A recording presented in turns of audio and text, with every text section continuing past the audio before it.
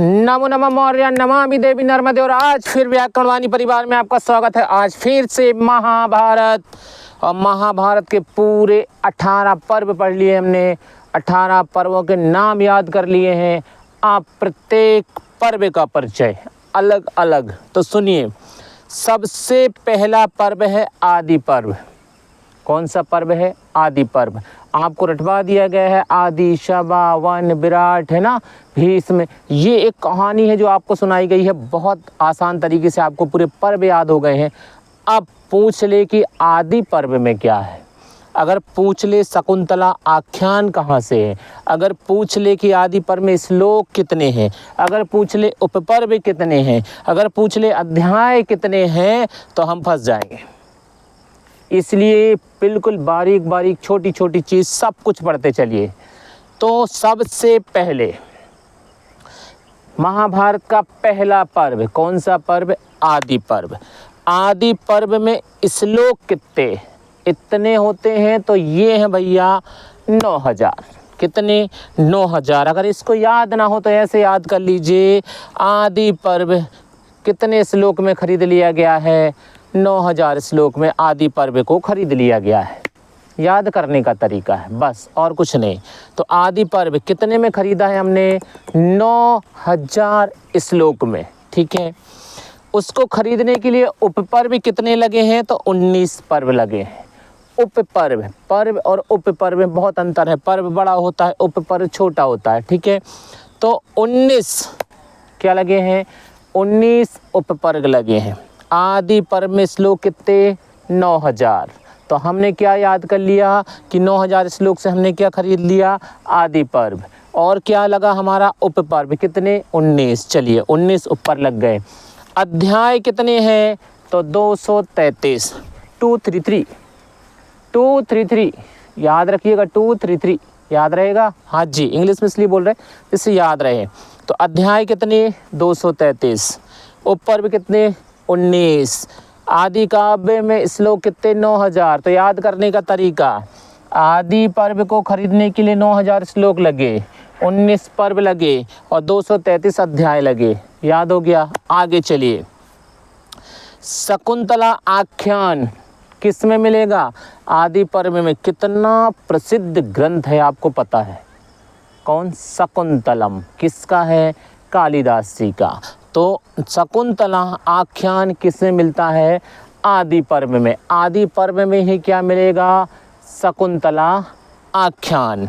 तीसरा पौष पर्व गद्यात्मक है। पूछ लिया कौन सा पर्व गद्यात्मक है? तो तीसरा। कौन सा पर्व? तीसरा। पौष पर्व कैसा है? गद्यात्मक है। उप पर्व कितने हैं? 19 हैं। अध्याय कितने? 233। श्लोक कितने? 9000। शकुंतला आख्यान किस में? आदि पर्व में। किस में? आदि पर्व में। श्लोक हो गया आदि पर्व का। आदि पर्व के उपपर्व हो गए, आदि पर्व के अध्याय हो गए। आदि पर्व की 3 और जानकारियाँ। धृतराष्ट्र गांधारी के 100 पुत्रों का जन्म। कितने पुत्रों का? 100 पुत्रों का। गांधारी और धृतराष्ट्र के। 5 पांडवों का जन्म। 5 पांडवों का जन्म इसी में है।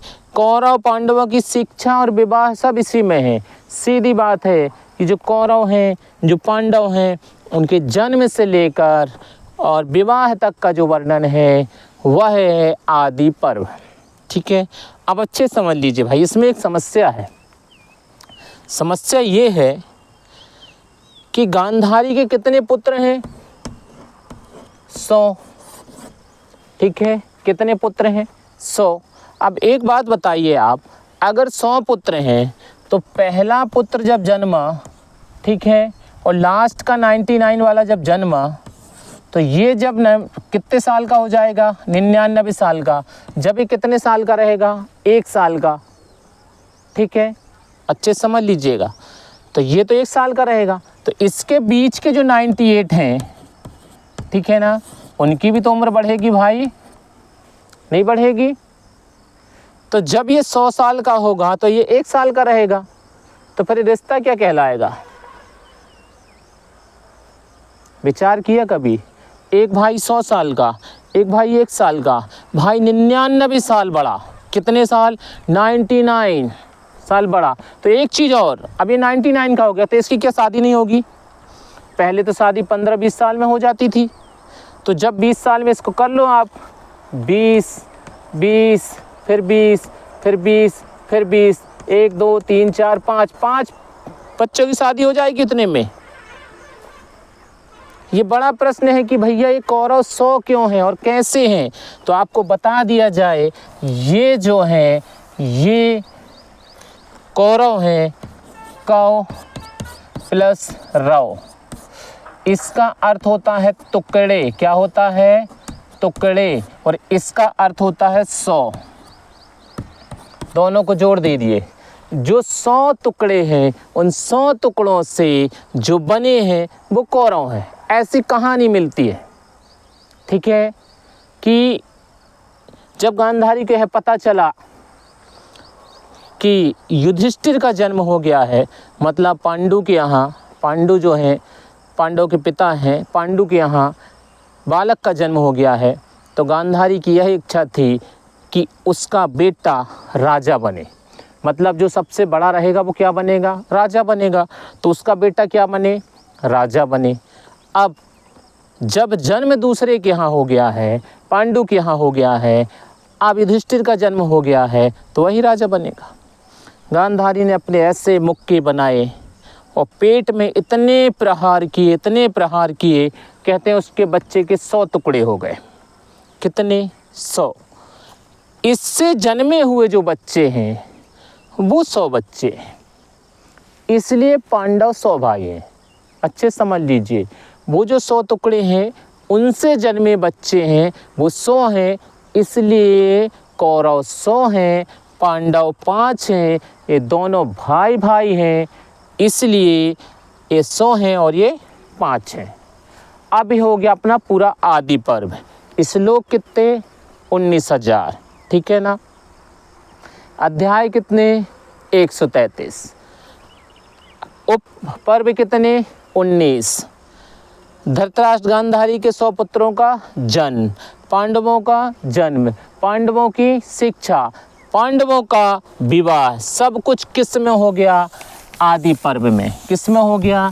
आदि पर्व में। अब एक चीज़ और बता दो भाई हमको, महाभारत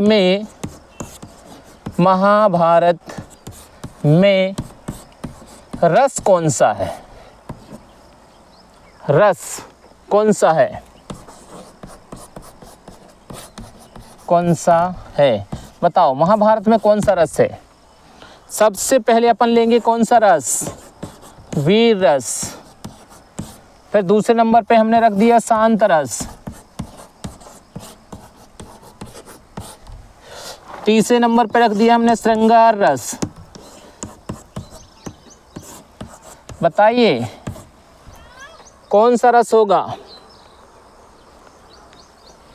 वीर रस होगा, शांत रस होगा या श्रृंगार रस होगा? महाभारत में, महाभारत विश्व का सबसे बड़ा ग्रंथ जिसमें 1 लाख श्लोक। बताइए, वीर रस होगा, शांत रस होगा, श्रृंगार रस होगा? अधिकतर जो बच्चे हैं जो अभी पढ़ रहे हैं वो सब कहते हैं कि महाभारत में वीर रस होगा। सब यही कहते हैं। क्यों होगा भाई वीर रस? आप बताइए क्यों होगा वीर रस? इसलिए कि उसमें कौरव पांडवों का युद्ध बताया गया है, इसलिए कि उसमें भीम बताया गया, इसलिए कि अर्जुन कृष्ण वहाँ युद्ध लड़े हैं, इसलिए कहा जाएगा। इसलिए कि उसमें अस्त्र शस्त्र चले हैं, गोला बारूद चला, इसलिए वीर रस है? बिल्कुल नहीं है। ये गलतफहमी में मत रहिएगा। आप बताइएगा अब हमको, कौरव पांडव जब पढ़े 16 साल, कोई युद्ध हुआ? नहीं हुआ। उनको वनवास हुआ 12 साल प्लस 1, ठीक है ना। ये 12 साल के वनवास में बताइए कहीं युद्ध हुआ?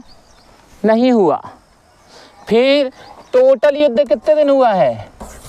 18 दिन। अरे 28-30 साल के लड़कों में 30 साल कोई युद्ध नहीं हुआ।